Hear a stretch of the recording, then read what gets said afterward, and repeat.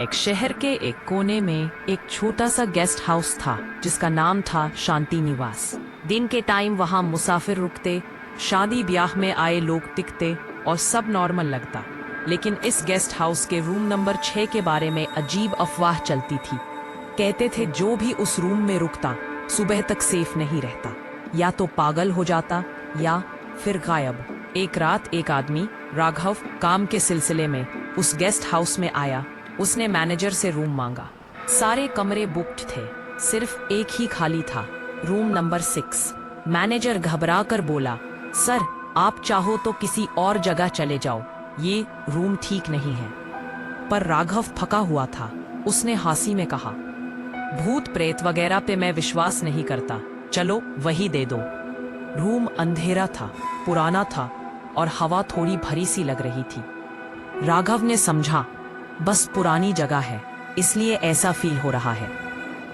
उसने अपना बैग रखा और मोबाइल चार्जिंग पे लगाया। रात के 12 बजे उसने एक लाइट फ्लिकर होती देखी पर इग्नोर कर दिया। तभी बाथरूम से पानी टपकने की आवाज आई। जाकर देखा, टैप बंद था। डर के मारे उसने पानी का जुग उठाया और वापस आया, लेकिन अब उसके बैग की जिप खुली हुई थी जबकि उसने बंद की थी। उसने सोचा शायद अपने ही हाथ से खुला रह गया होगा, लेकिन अब डर उसके अंदर धक धक करने लगा। उसने लाइट्स बंद की और सोने की कोशिश की। रात के 2-2:30 बजे उसे महसूस हुआ कोई उसके कमरे में चल रहा है। धीरे धीरे पैरों की थक थक की आवाज आ रही थी। उसने आंख खोली पर कोई नजर नहीं आया।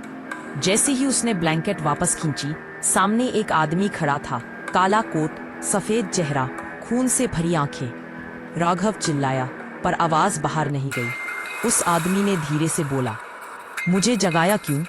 ये मेरा कमरा है। राघव डर के मारे बाहर भागना चाहा पर दरवाजा खुल ही नहीं रहा था।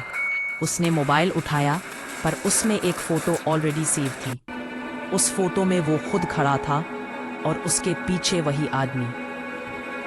उसका खून जम गया।